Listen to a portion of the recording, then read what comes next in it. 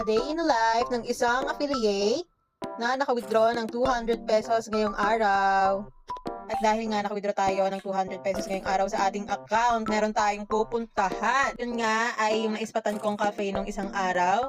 So, meron kasi ditong malapit sa amin. Walking distance lang talaga siya. Dito sa kahabaan ng Bacnotan Road. So, ayan, yung papuntang Los Baños is yung nasa kaliwa at yung papuntang crossing ay nasa kanan. So, kakanan tayo. At yon, kumana na tayo guys.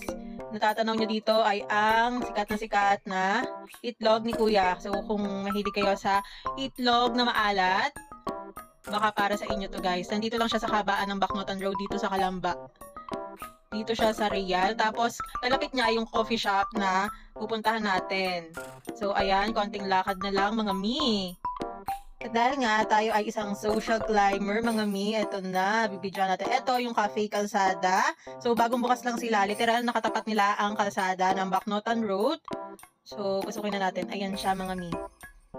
Talaga, unique kasing itsura niya, tapos ayan yung mga menu. Sobrang affordable lang niya mga mi. Tapos ayan, meron silang band tuwing Friday and Saturday. Tapos aakyat tayo, may second floor sila. Tapos pag akyat ko dyan, sobrang mahangin. Tapos may mga paintings, mga skateboard na hindi na ginagamit. At ito yung pinaka na mga ako, yung mga plaka. Tapos ayan, yan yung napili kong upuan. Sobrang mahangin sa taas niyan, kahit sobrang init dito sa Calamba mga mi.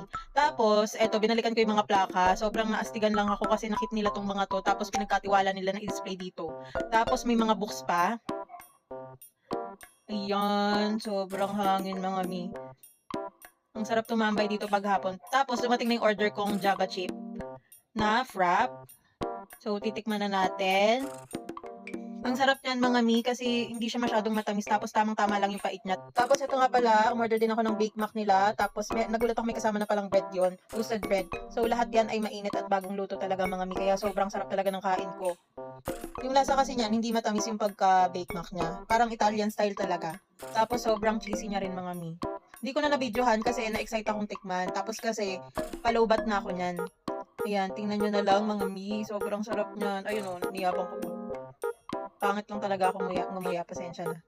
So, ayan, inuubos ko na lang yung drinks ko. Sobrang mahangin yan. Talaga, ang sarap tumambay. Kaso ayoko kasing gabihin dun sa daan. Kahit malapit lang. Nagmumuni-muni pa ako dyan mga mi. So, kung naghahanap nga kayo ng tambayan, kung malapit lang kayo dito sa amin, ay pwede nyo dayuhin to. Tapos, ayun, may punching bag pa. Feeling ko para pag may nag-away dun sa babae na lang susuntukin. Tapos, ayan, pabalik na tayo ng bahay, mga mi. So, yes,